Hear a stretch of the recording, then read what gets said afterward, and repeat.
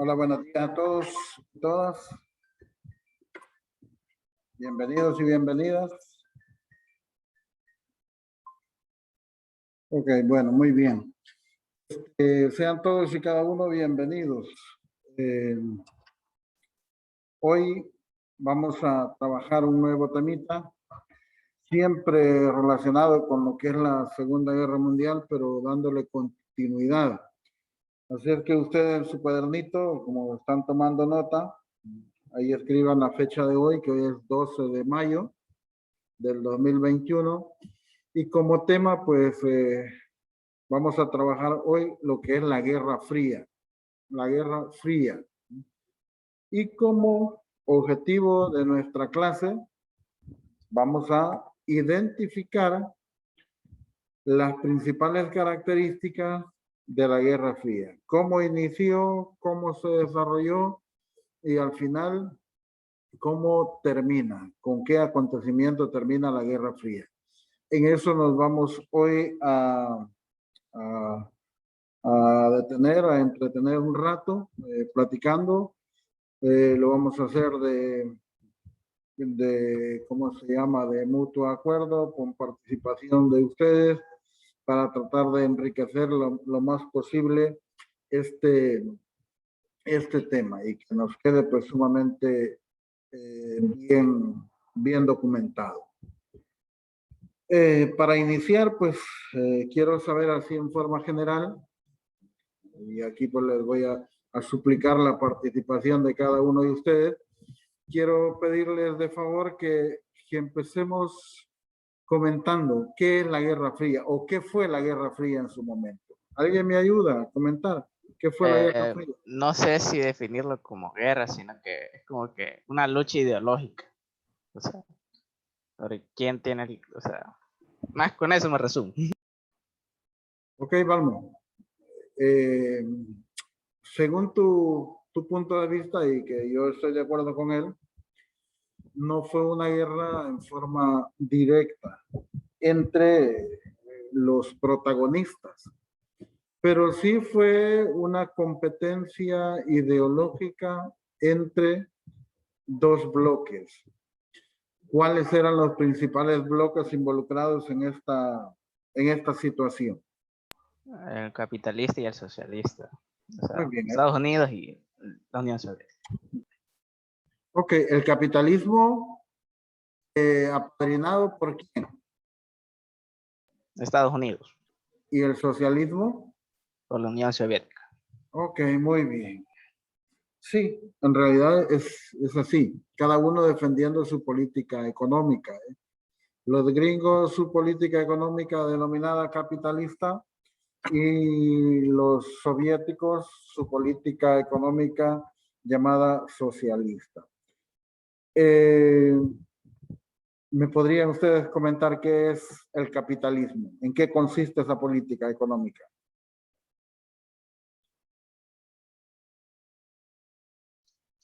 Capitalismo. Prácticamente es como darle libertad a la libertad privada. Económico. Ajá, libertad económica. Ok, muy bien. ¿Quién más? Perfecto, vamos. ¿Quién más? Capitalismo. Bárbara dice que es darle libertad económica a las empresas. Ok, ¿quién más? Steven.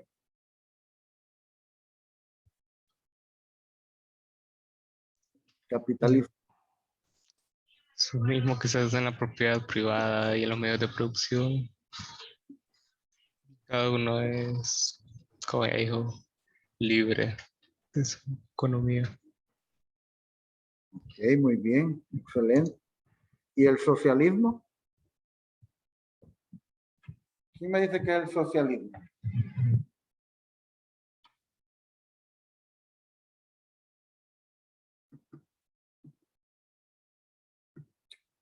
Socialismo.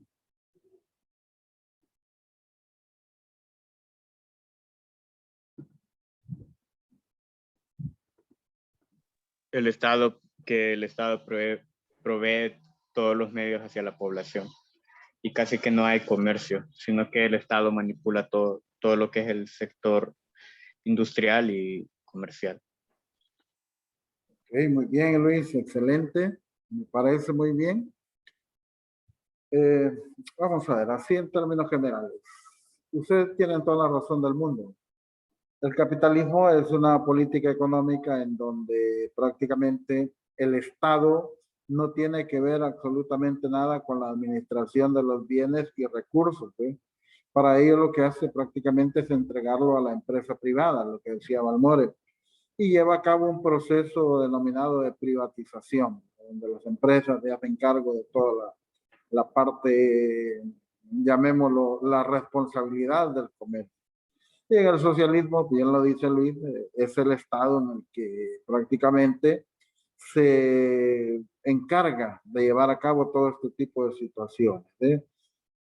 Ahora bien, el capitalismo siempre se ha presentado como una forma satanizada del capitalismo, que es el peor de todos y que prácticamente termina empobreciendo a los países. Y se pintaba pues el socialismo como la opción ideal para poder salir de esa pobreza y que todo el mundo tengamos igualdad de condiciones en la parte económica. A lo largo del tiempo pues se ha venido demostrando que en realidad pues la mayoría de todos los países tienen una política económica capitalista y que los países que implementaron el socialismo pues a la larga terminaron en crisis.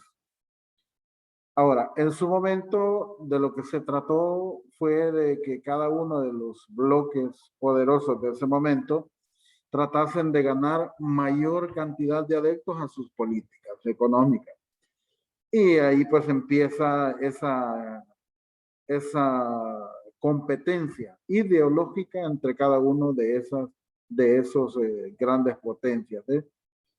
Ahora, después de aquel acontecimiento es que empieza a surgir esto que denominamos Guerra Fría.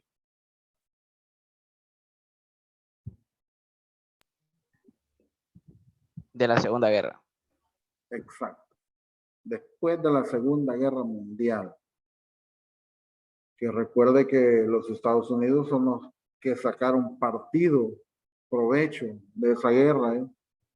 En donde prácticamente pues se valieron de la necesidad del resto de países para poder armar su imperio, ¿eh?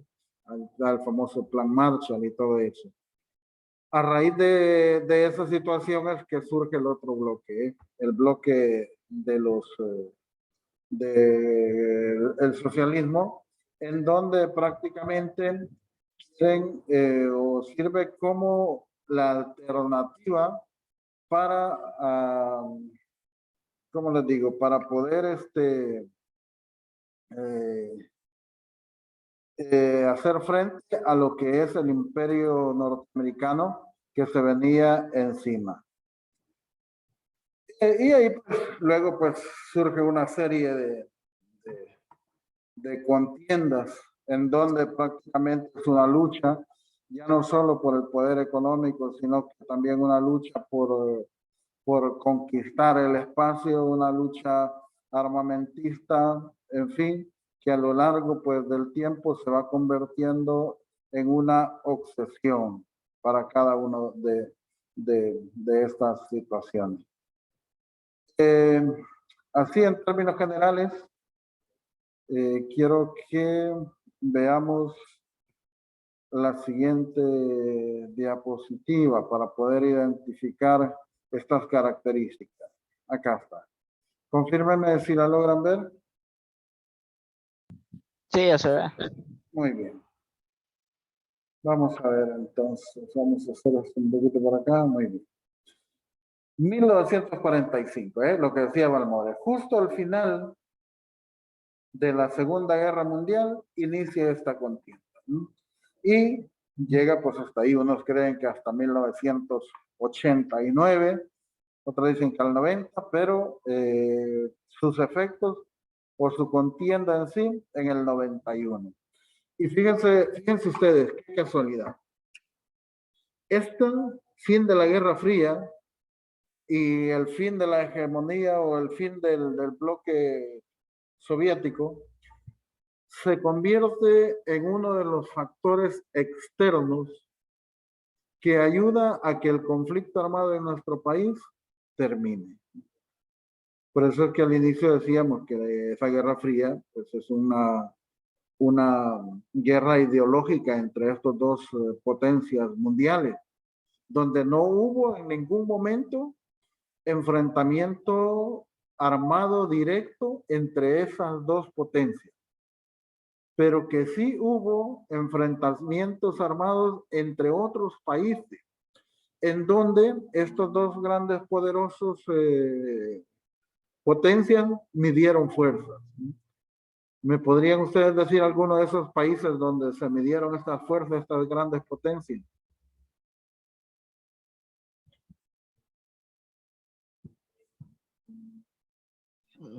En Alemania puede contar.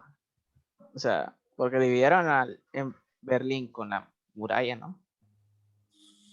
Sí, la caída del muro de Berlín, pero hay otros países en donde prácticamente sí se enfrentan de lleno en una guerra civil o en guerras civiles. Aquí, por ejemplo, Vietnam. Aquí, Vietnam, nosotros, aquí la guerra de los misiles de Cuba. Ah, en Sí. Cuba. Cuba.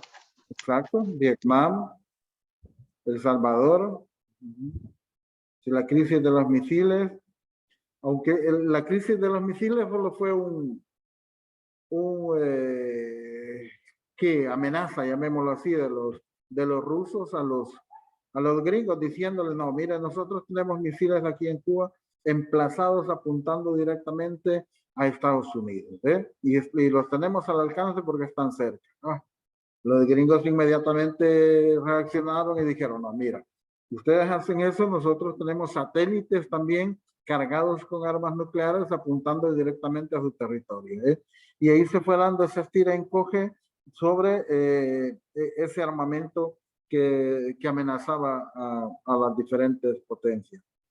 Y regresando a los países, sí, muy bien. Vietnam, la misma Corea del Norte, El Salvador, Nicaragua, aquí se midieron fuerzas ellos.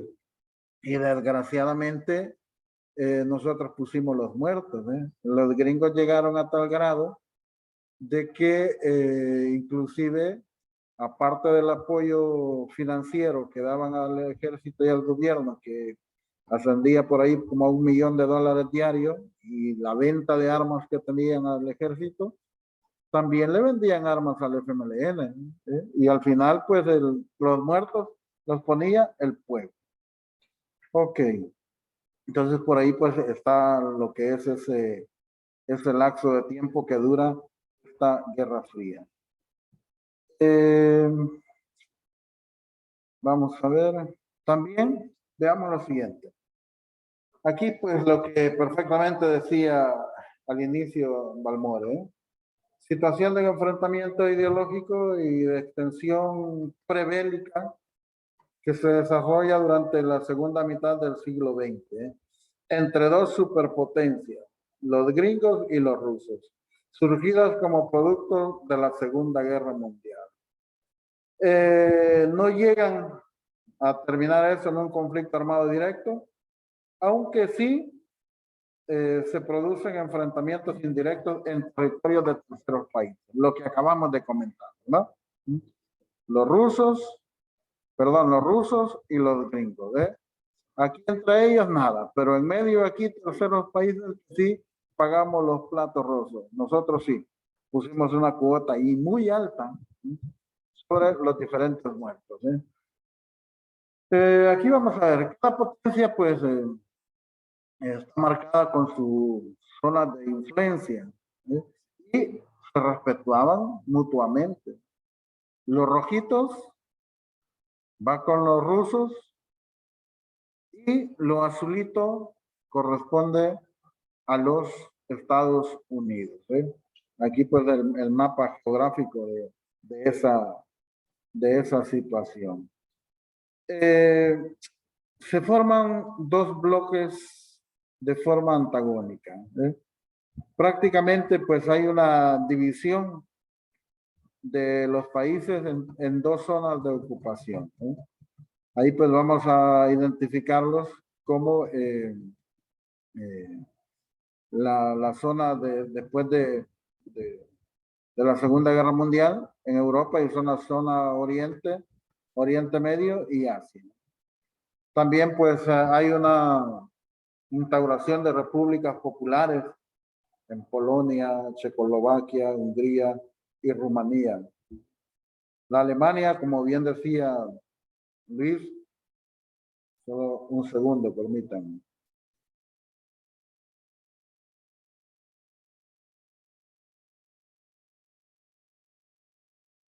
Ok, ahora sí, como bien decía Luis, pues se divide en dos zonas. Una que da lugar a lo que es la República Federal Alemana, y la otra pues lo que es la ocupada por lo que son la política económica socialista. Aquí pues hay una forma caricaturesca de representar la formación de los dos bloques, dos imperios adueñándose prácticamente del mundo, los rusos y los gringos, a la misma altura prácticamente, con esa hegemonía que querían implementar. Y para poderlo lograr, pues, dos alianzas, económicas y militares, que se conocen como el Bloque Occidental de 1947, en donde prácticamente para poder llevar a cabo esa hegemonía, pues los rusos llevan a cabo estas alianzas. La primera, que es denominada Doctrina de Truman, en donde hay un apoyo a cualquier nación que quiera vivir en libertad de cara a los regímenes autoritarios de ese momento. Los gringos pues se ven con toda la intención de quererles dar apoyo. Esto es en el aspecto bélico. Y luego aparece lo que es el famoso Plan Marshall. El Plan Marshall no es nada más que una ayuda económica y financiera para reconstruir el continente europeo después de los estragos ocasionados por la Segunda Guerra Mundial, y de esa manera, al mismo tiempo, contener el avance del comunismo. Eso fue lo que sucedió acá con nosotros. Nosotros en una posición geográfica sumamente clave para los gringos. Por eso es que en su momento pues nos dieron todo el apoyo necesario para poder detener ese avance comunista hacia ellos. Pero que al final de cuentas, después de ese largo tiempo, pues las cosas cambian, y después de ser los gringos los principales aliados del gobierno y de los militares, bueno, los gringos le dejaron de ayudar, e inclusive ellos mismos remitieron a uno de los militares de alto rango que se había involucrado en la masacre de los jesuitas, del coronel Inocente Orlando Montano, que fue capturado en Estados Unidos por haber mentido ¿cómo se llama? A las cortes, y estar radicado con otro nombre. Pues de ahí pues ellos inmediatamente lo han extraditado hacia España, donde se encuentra purgando una condena muy, muy larga. Ok, comentarios, preguntas o algún aporte hasta acá, alguna duda, algún dato curioso que quieran comentar o aportar.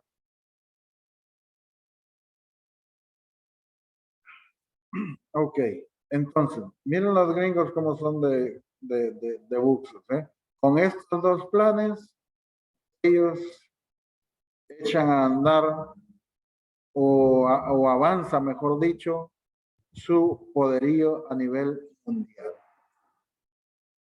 Ojo acá, ese plan Marshall. Estados Unidos fíjate con las consecuencias de este plan Marshall. Estados Unidos pasa de ser una economía de guerra a una de paz, sin sufrir superproducción.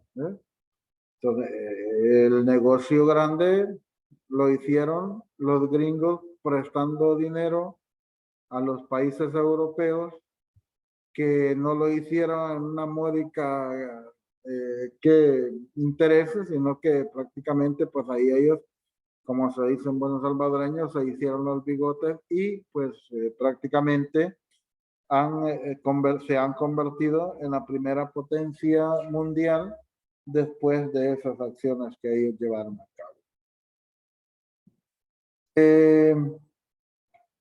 Ya en 1949 hay otro pacto. El Pacto Atlántico, donde nace la que es la Organización del Tratado Atlántico Norte. Es una alianza político-militar entre los gringos y, fíjese usted, no uno, sino que con la mayoría de los países de Europa Occidental, de los países que no tienen como política económica el socialismo. Prácticamente Pacto Atlántico es el que viene a consolidar aún más la hegemonía de los gringos. Luego hay otro plancito, ya en el 49, perdón, en el 47. Bueno, vamos a ver. Sí, ya, bueno, la contraparte, hay a raíz de todo eso, pues un bloqueo oriental por parte de la Unión de Repúblicas Socialistas Soviéticas en el 47, en donde empiezan a rechazar el famoso Plan Marshall. Ya esto es de parte de los rusos, con el otro bloque, con la parte de los países orientales. Y responde pues con el equivalente de la doctrina llamada Chonadov o Commission, que trata la manera de hacer la competencia a los gringos. Aparece también 2 años después el famoso Comecon. Ese Comecon pues no es nada más que la integración de las economías de todos los países comunistas, según las necesidades que tengan entre todos los que han formado esa unión de países, la URSS.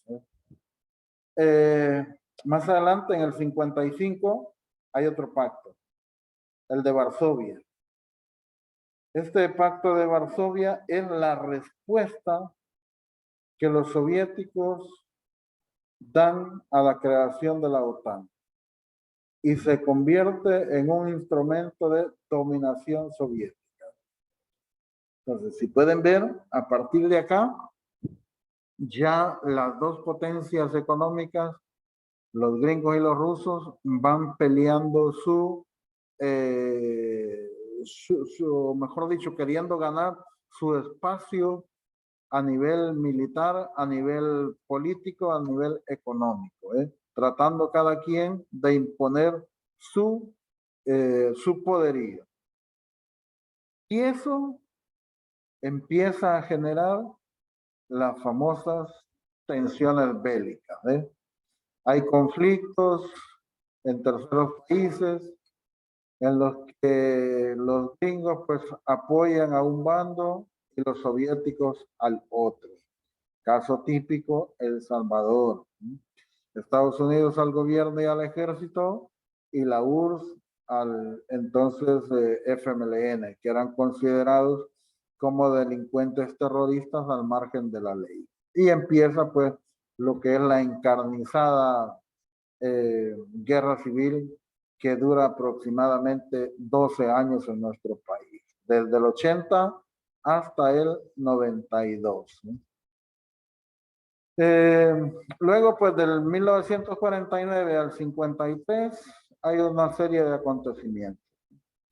China entra en una guerra civil usa prácticamente apoyo a los nacionalistas y la URSS pues a los comunistas, venciendo pues al final los comunistas.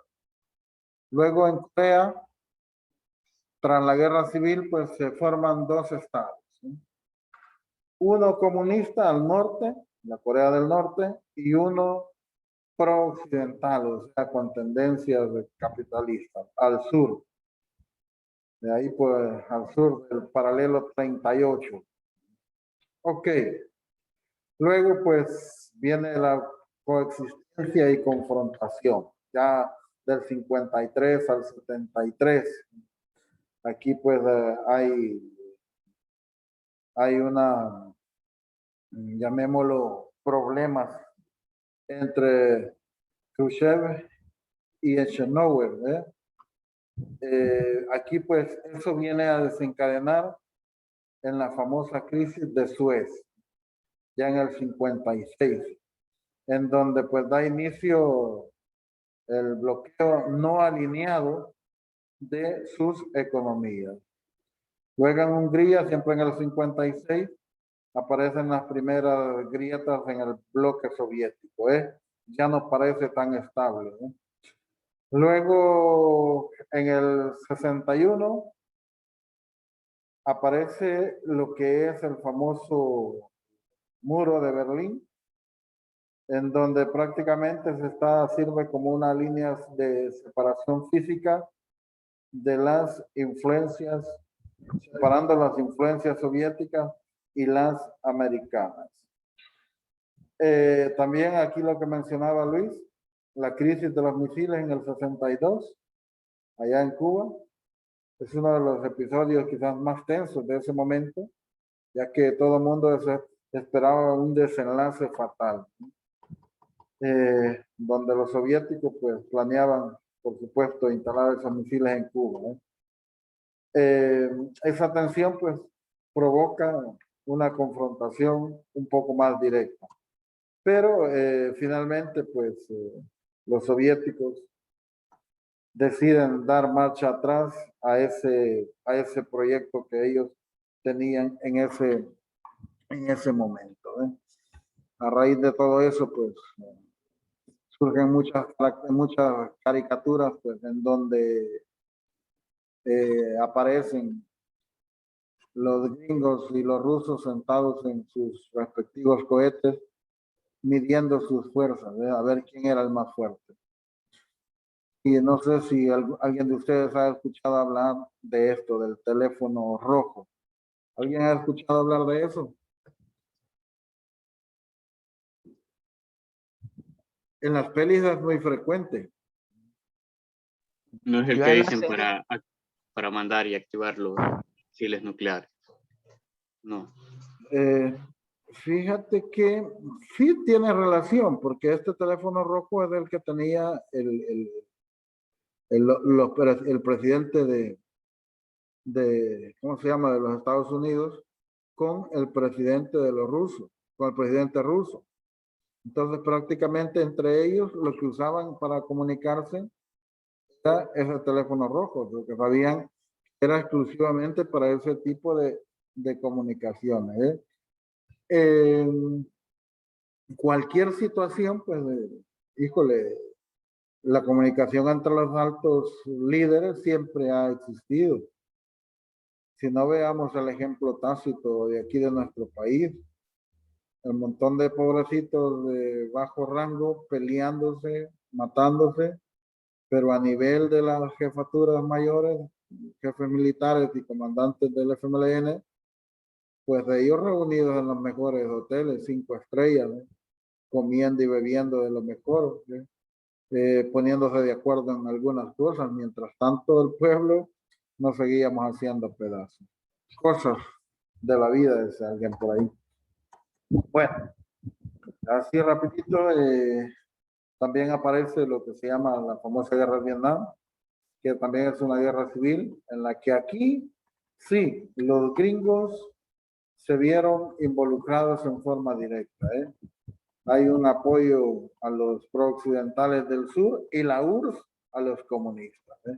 Aquí ambos ejércitos pues mandan a su gente a pelear a esos campos de batalla.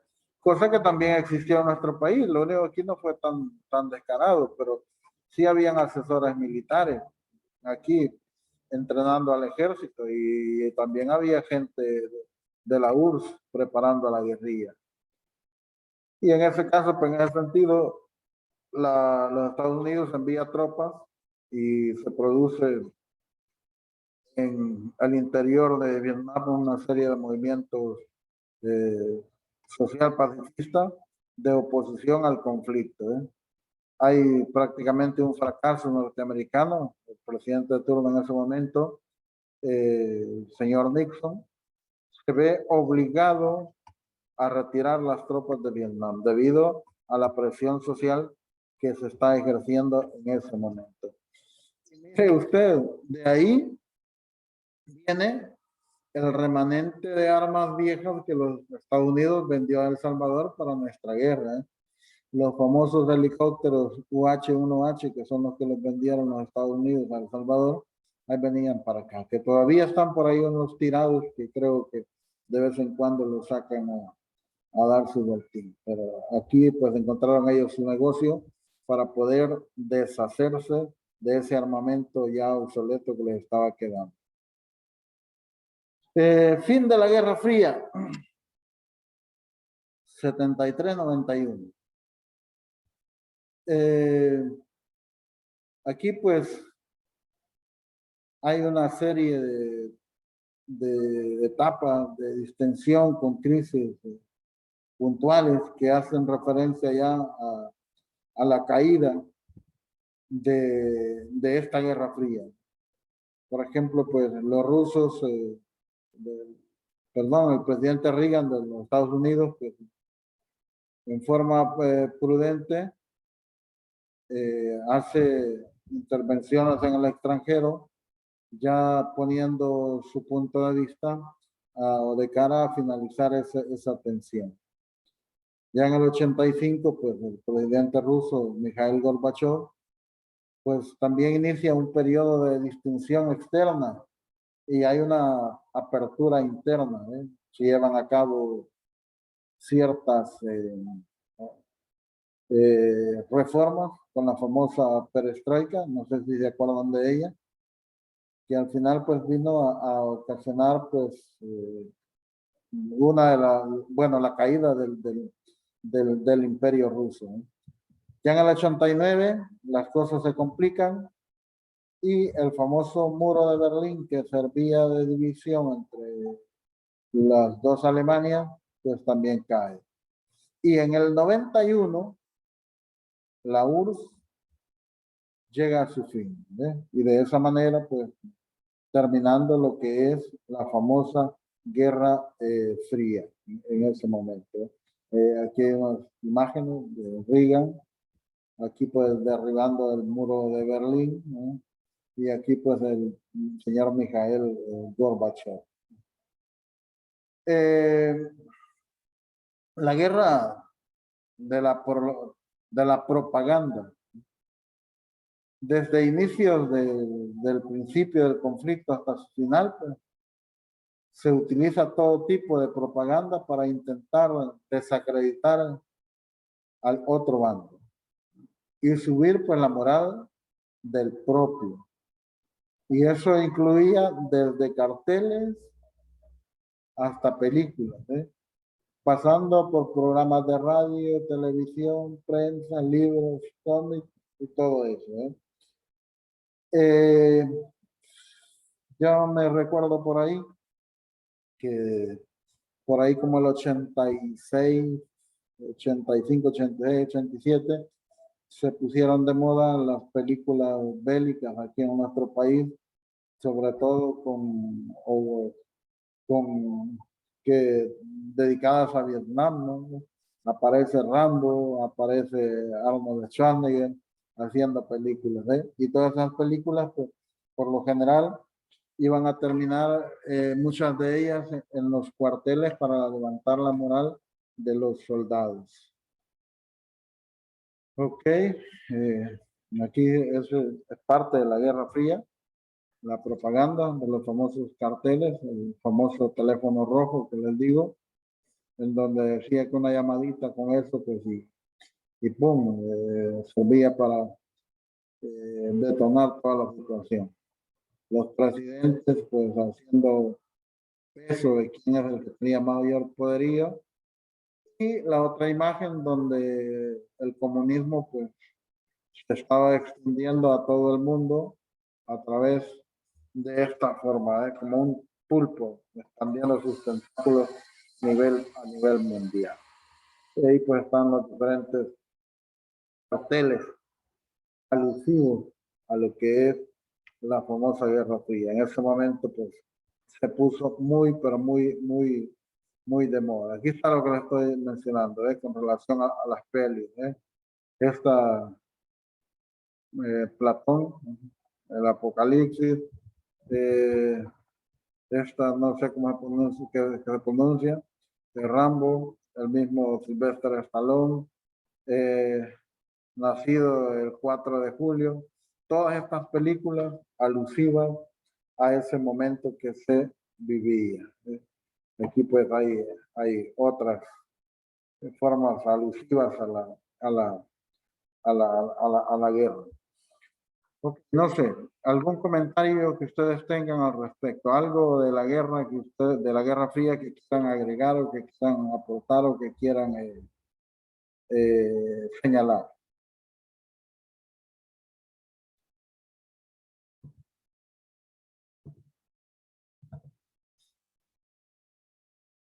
¿Alguien que quiera opinar?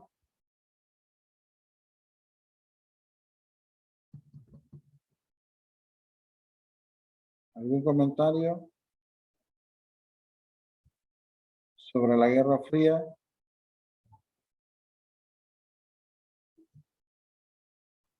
¿Quién comenta algo? ¿Creen que fue una guerra provechosa? ¿Una guerra que valió la pena enfrentar o sangrar a países terceros con tal de alcanzar su objetivo? ¿Qué piensan ustedes?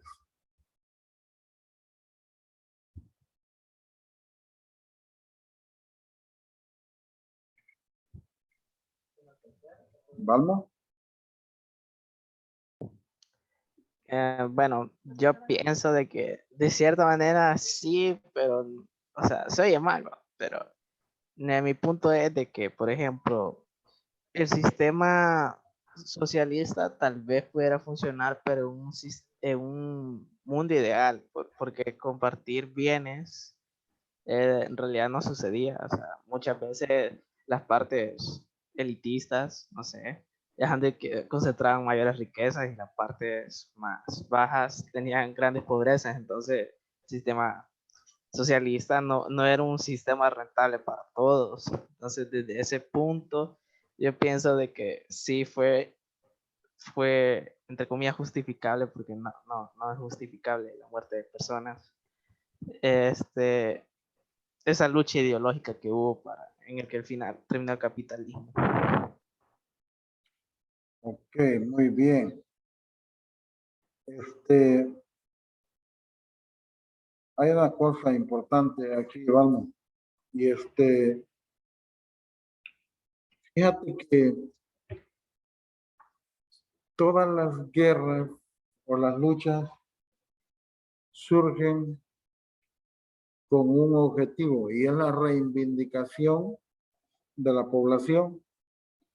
Ahora,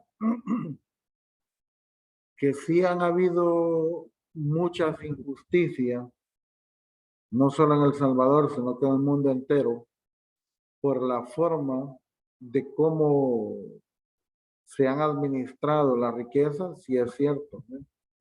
En nuestro país, por ejemplo, en la época de la famosa República Cafetalera, que era la bonanza del dinero en nuestro país, en donde perfectamente pudo haber crecido enormemente la economía, no sucedió, a pesar a pesar de que sí hubo un avance importante en la modernización, en las carreteras, en la maquinaria, el mismo tren, pero todo eso sucedió con una sola finalidad, que era facilitar a los dueños de las grandes haciendas el traslado de sus productos hacia su lugar de exportación, el cual era el puerto de Acajutla. Entonces, por eso vemos que la construcción del ferrocarril iba enfocada hacia allá, al igual que las carreteras.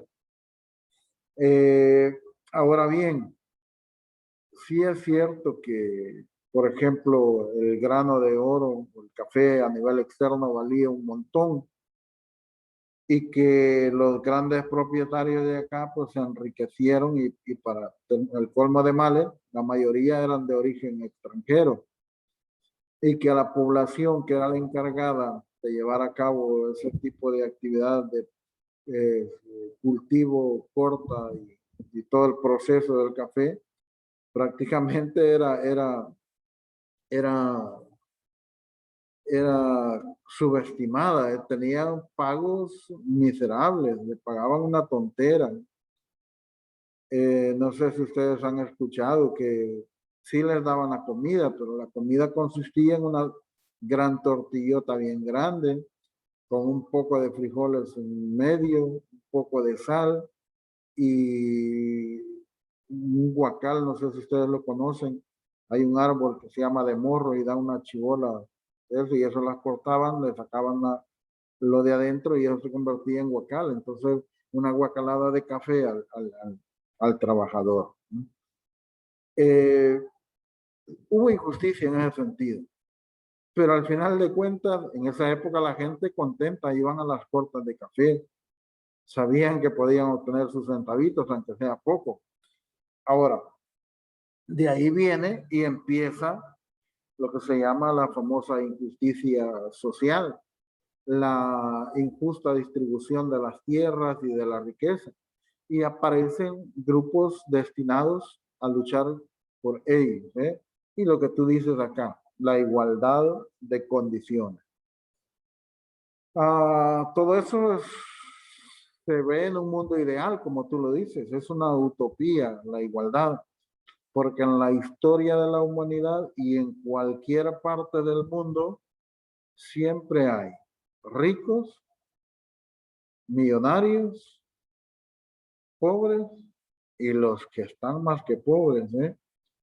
Si nosotros vemos nuestra situación, vamos a ver que nosotros estamos en una posición, llamémoslo intermedia, porque arriba de nosotros hay gente más poderosa, gente con dinero y toda la cosa. Pero abajo de nosotros todavía hay gente que está más fregada, no tiene dónde dormir, no tiene que comer, no tiene absolutamente nada.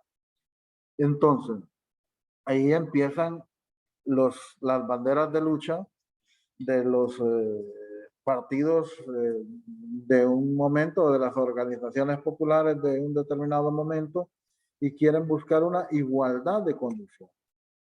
Imposible, imposible, no se puede.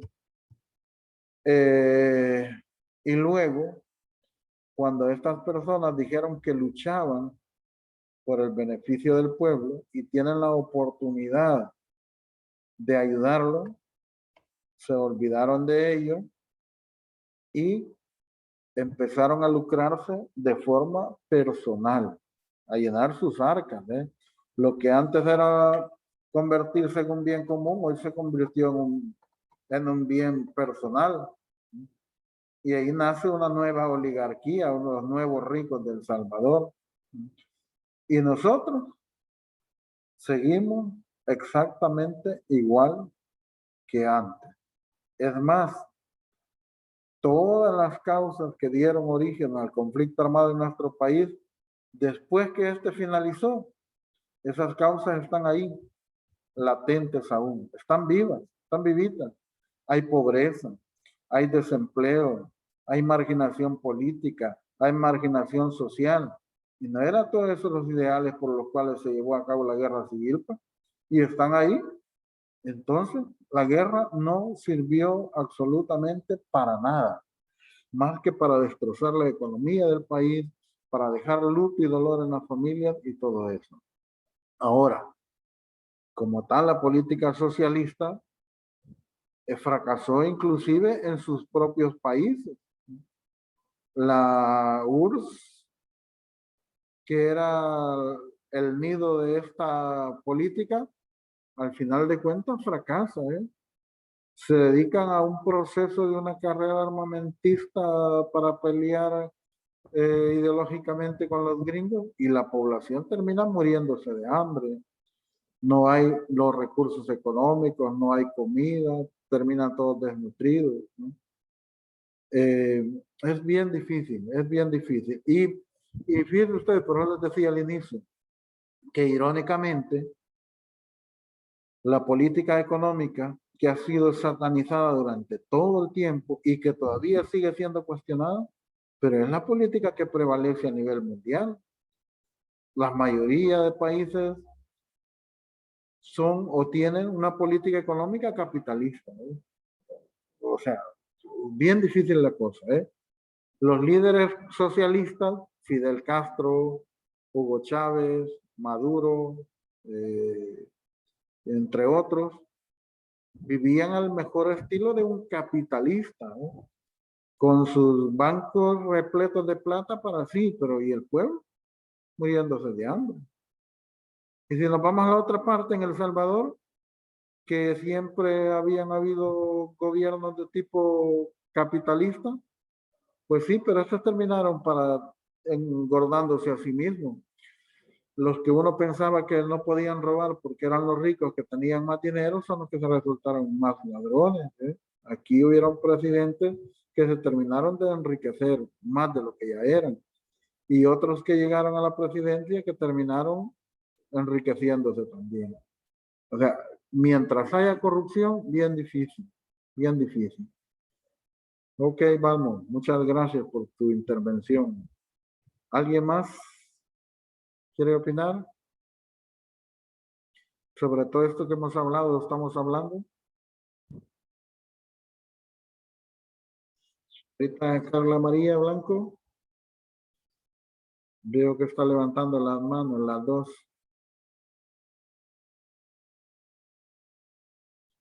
¿Qué puede opinar, señorita Carla? Yo me acabo de meter hace un rato, así que solo he escuchado lo último que usted ha dicho, pero respecto de todo lo que ha hablado de la corrupción del pueblo y que todo fue, o sea, todo lo que se ha hecho en mejora, sí nos ha ayudado a nosotros también, pero como usted dijo, o sea, no lo hicieron por el pueblo, sino que por los oligarcas de ese momento para facilitarles todo lo que tenía que ver con ellos. Entonces, sí, tiene mucha razón en todo eso que dice. Muchas gracias, ok. Y la señorita Johnny.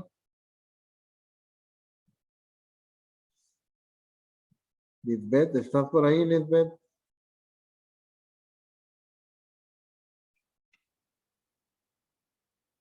Señorita Johnny. Bueno, vamos a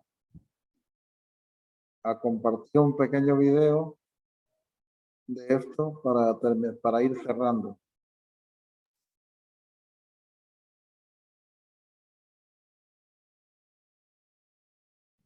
Lo que me propongo con este vídeo a continuación es que podamos entender mejor y explicar de una manera muy sencilla, resumida y breve, lo que fue la Guerra Fría, sus puntos más importantes, por eso voy a omitir puntos bueno, los detalles no los voy a mencionar, por ejemplo, y bueno, trataré de que esto sea rápido y breve. Así que, sin más preámbulos, pues vamos a comenzar.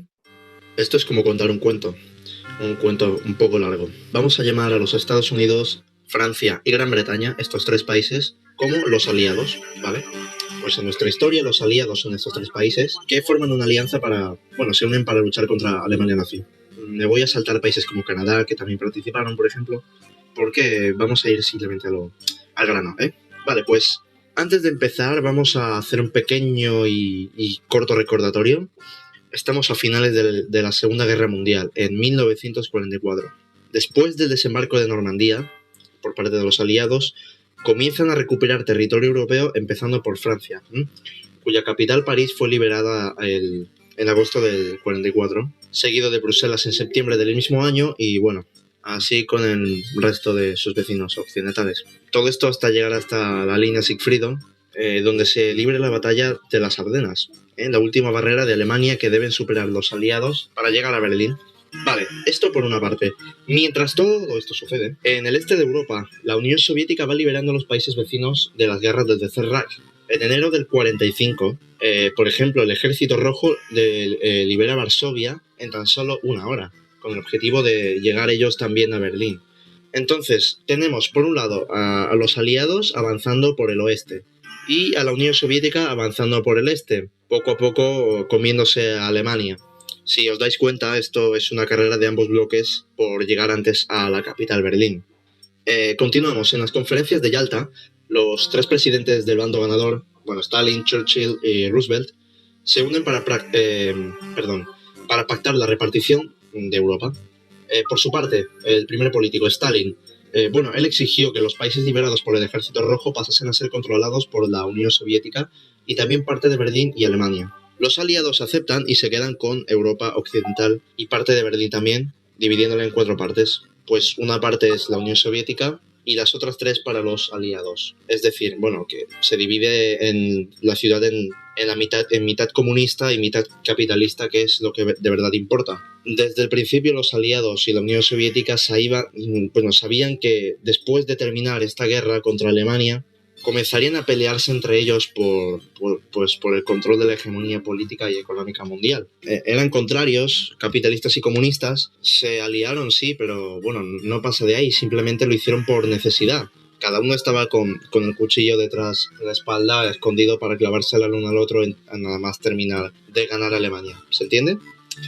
Los aliados también podrían haberles pedido ayuda a la Unión Soviética, por ejemplo, para luchar contra Japón, en el norte de China, en Manchuria, ya que estos lo tenían al lado, tenían frontera. Pero los aliados temían que la Unión Soviética acabase ocupando Manchuria y aparte también terminasen derrotando al Imperio japonés, que era factible de pensar, y comenzase a invadir toda la isla, imponiendo ellos su sistema comunista y haciendo a Japón irrecuperable. Estados Unidos y los aliados no querían esto. Lo que querían los aliados era ocupar ellos Japón y reconstruir ellos Japón con el sistema capitalista. Por lo tanto, aquí nos damos cuenta de que las partes quieren implantar cada uno su sistema y evitan esto. También cabe sospechar que Stalin, muy disgustado, quedó con los aliados por su tardanza, sobre todo con Francia, que decían que querían venir a llevarse el mérito de la guerra y tal. Básicamente, Estados Unidos perdió 500.000 de bajas y, si no me equivoco, la Unión Soviética perdió 9 millones de bajas contra Alemania y al final de la guerra 25 millones de pérdidas humanas. Pero hay varios motivos que en conjunto harán que Estados Unidos y la URSS comenzasen a llevarse muy, pero que muy mal. Aquí empiezan una serie de disputas entre capitalistas y comunistas, un periodo que fue apodado como la Guerra Fría. Aunque nunca hubo una agresión directa entre ellos, sino que participaban en guerras de manera indirecta, fuera de sus territorios, pero entre ellos. Por eso se llama Guerra Fría. Es como la actitud de Edward Cullen. Eran como un cactus y un globo queriendo abrazarse, o más bien como meter un tenedor en una toma de corriente. Era difícil, ya lo entendéis.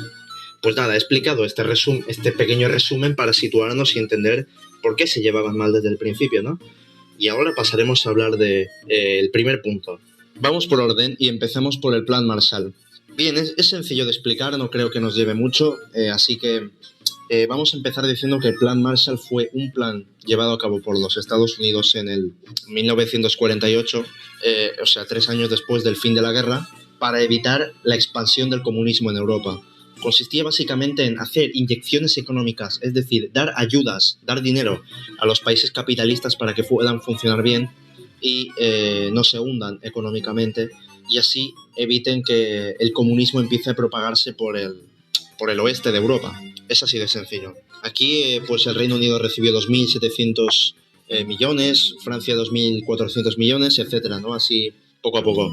También hay otras fechas importantes como la creación de la ONU en el año 45, la OTAN en el 49, que es una alianza de los occidentales para luchar en caso de guerra contra los soviéticos, o la Comecon, que era la alianza soviética en el 1949. Pero bueno, lo principal ya está, es solo eso. Plan Marshall, ayudas económicas y evitar el crecimiento del comunismo en Europa, simplemente.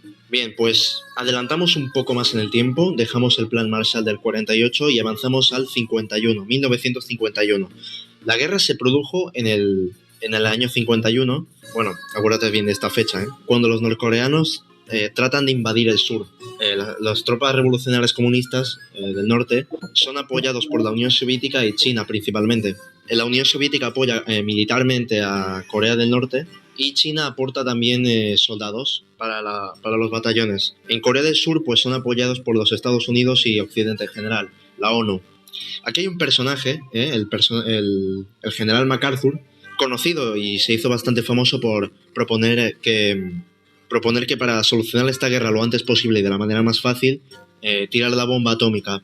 Harry Truman, pues el presidente de Estados Unidos en ese momento, le destituye y bueno, después de todos estos eventos, la guerra dura 3 años, finaliza en el año 53, 1953, empieza en el 51 y termina en el 53, ¿vale? Por esas fechas. En el 53 se firman un acuerdo para que el paralelo 38, que es la frontera que siempre hubo entre Corea del Norte y Corea del Sur, vuelva a ser la frontera y ir cada uno por su lado. Las víctimas de Corea del Sur se estima que fueron más de 500.000. Las víctimas del norte estuvo en torno a los 2 millones. Y dejamos 1953 para avanzar al tercer punto, la guerra del Vietnam, en el 1955. Acuérdate de esta fecha también. Se quiere evitar la reunificación del Vietnam con esta guerra, es decir, la Unión Soviética y China proponen que Vietnam, que estaba dividido en dos, se reunifique y que este nuevo país, este nuevo Vietnam socialista, sea gobernado controlado, supervisado por la Unión Soviética y China, cosa que enseguida reaccionaron los Estados Unidos y la ONU para evitar que pasase esto. Entonces tenemos por un lado a Vietnam del Sur, que está apoyada por Estados Unidos y la ONU porque envían los cascos azules, contra Vietnam del Norte, que está apoyado por la Unión Soviética y China. En el 1968, Estados Unidos comienza a ir perdiendo. El acuerdo de paz en París en el 73, ya vamos avanzando. Vietnam del Sur empieza a luchar sola porque Estados Unidos se compromete a no seguir metiéndose. Vietnam del Sur es derrotada, lógicamente porque solos no pueden, y se reunifica el país en el 76. En 1976 termina esto, y Vietnam pasa a convertirse, se reunifican las dos, del norte y del sur, y se pasa a convertir en República Socialista del Vietnam. Es la única guerra que Estados Unidos ha perdido en su historia, y bueno, se calcula que en esta guerra mueren pues entre 1 millón y 5 millones de personas. No tratamos de especificar mucho porque las cifras bailan bastante. Bien, pues ahora, mientras todo esto sucede, vamos a volver un momento solo al 1961. En este año se levanta en Berlín el Muro de la Vergüenza, también conocido como Muro de la Protección Antifascista por la RDA. Es un muro de 45 kilómetros que dividía Berlín en dos. Berlín quedó dividida pues, en dos partes, pero ya esta vez de manera física. Sirvió muy bien para evitar la inmigración masiva de los que vivían en el bando comunista y pues querían escapar al bando capitalista, ¿no? Así tenían que contener a toda la gente para evitar que se les fuera la población. Y ahora llegamos a mi parte favorita, la crisis de los misiles de Cuba. Vale, recordemos, desde que Cuba se independiza de España y pasa a ser controlada por los Estados Unidos, fue gobernada por partidos liberales hasta llegar a la dictadura del señor Fulgencio Batista. Esto cambia en el 1953, el mismo año que termina la Guerra de Corea, recordemos, porque hay una revolución. Y después de una lucha armada, Fidel Castro toma el poder de Cuba y trata de formar un gobierno socialista en la isla. Pues desde entonces han habido muchos enfrentamientos con Estados Unidos, muchos piques, con una ley de reforma agraria, por ejemplo, o el fracaso de la invasión de Cuba por medio de Bahía de Cochinos, entre otros. Vale, pues volvemos. Ahora, entre muchos malos rollos entre la isla y los Estados Unidos, la KGB, el Servicio de Inteligencia de la Unión Soviética aprovecha para comunicar a Cuba que los Estados Unidos iban a llevar a cabo un nuevo plan de invasión a la isla, en el 61, si no me equivoco. El líder soviético del momento, Nikita, vamos a llamarlo solo Nikita porque el nombre completo es muy difícil, propone a Cuba la instalación de misiles soviéticos de alcance medio en la isla, para que Estados Unidos se lo piense 2 veces. Fidel Castro acepta y firman un acuerdo militar que significa que cualquier invasión a Cuba significaría una agresión directa a la Unión Soviética. Los aviones espías U-2 de Estados Unidos detectan la presencia de bases militares y cohetes en el territorio cubano mientras hacen pues su ronda de todos los días, supongo, porque se la pasaban espiando. La URSS se hace la loca y mientras niega esto, pues sigue enviando armamento. 24 plataformas de lanzamiento de cohetes R-12, 42 bombarderos, 40 aeronaves y un total de 40.000 soldados a la isla, bueno, más o menos. Entonces esto pues hace mosquear mucho a Estados Unidos, pues se sitúa tan solo de 200 kilómetros de distancia, ¿no?, entre la isla y Florida, por lo que representaba una amenaza total. Entonces esto hace que en octubre del 62 Kennedy lance un mensaje televisado informando de que el país establecerá un cerco naval a Cuba, desplegando barcos y aviones de guerra para rodear la isla y, bueno, llevar a cabo el bloqueo naval y aéreo. La Unión Soviética baja la velocidad de sus navíos, pero no se detiene. Estados Unidos activa el DEFCON 2, ¿vale? El DEFCON 2 es un nivel de alerta demasiado alto. Para el momento, pues eso era el terror, ¿vale? El mundo estaba esperando a ver qué pasaba, porque el DEFCON 2 en toda la historia solo se activó 2 veces. Una vez pues fue en la crisis de los misiles de Cuba y también durante la Guerra del Golfo, en la Operación Tormenta del Desierto. El DEFCON 2 significa que se alcanza un nivel prácticamente máximo, casi. Este sería el primer paso previo para una guerra nuclear. Es decir, Estados Unidos lanzó un mensaje amenazante.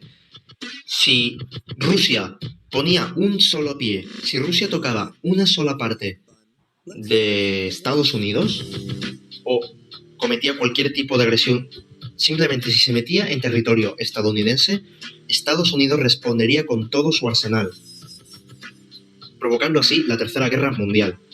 Bueno, después de todo esto, encima la Unión Soviética derriba un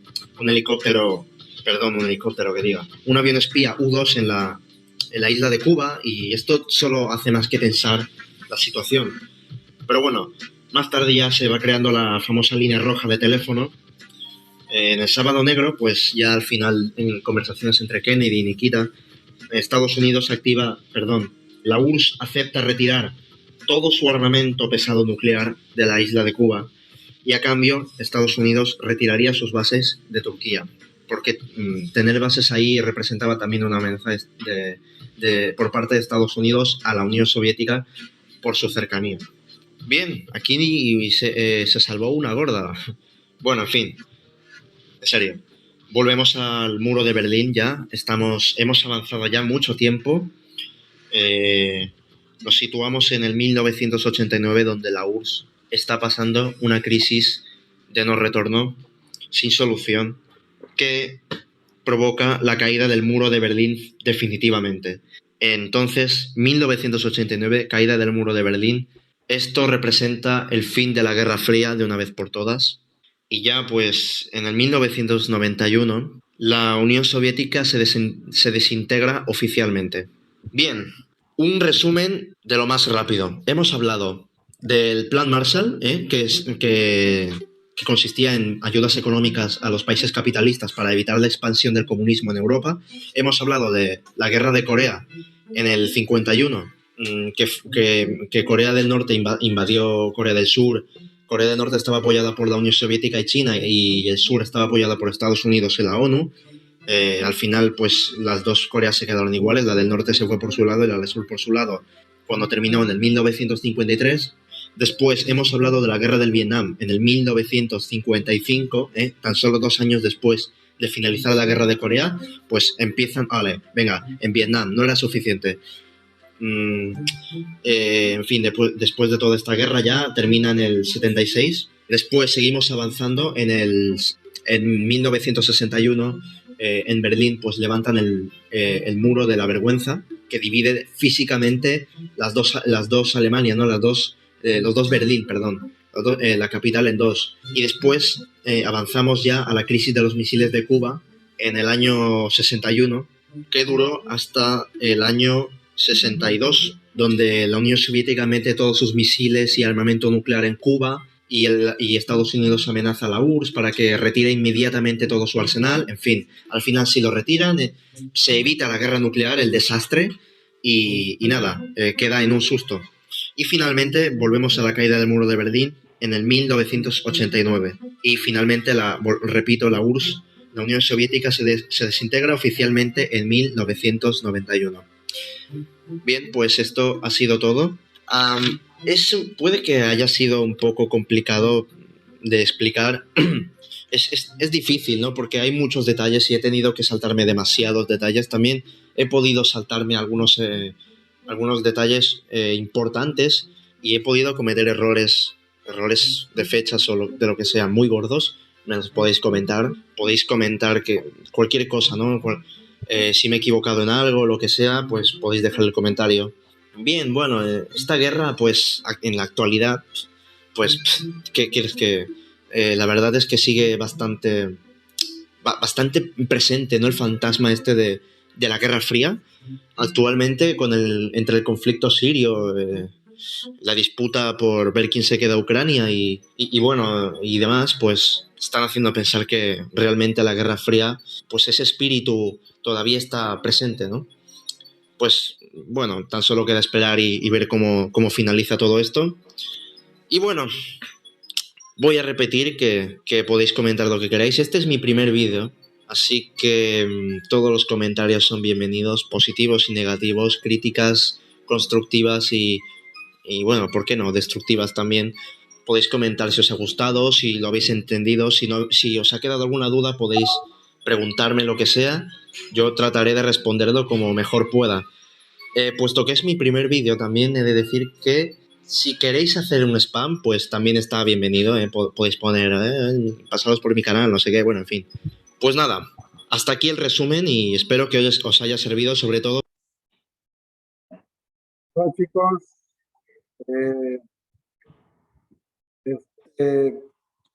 vamos a ver.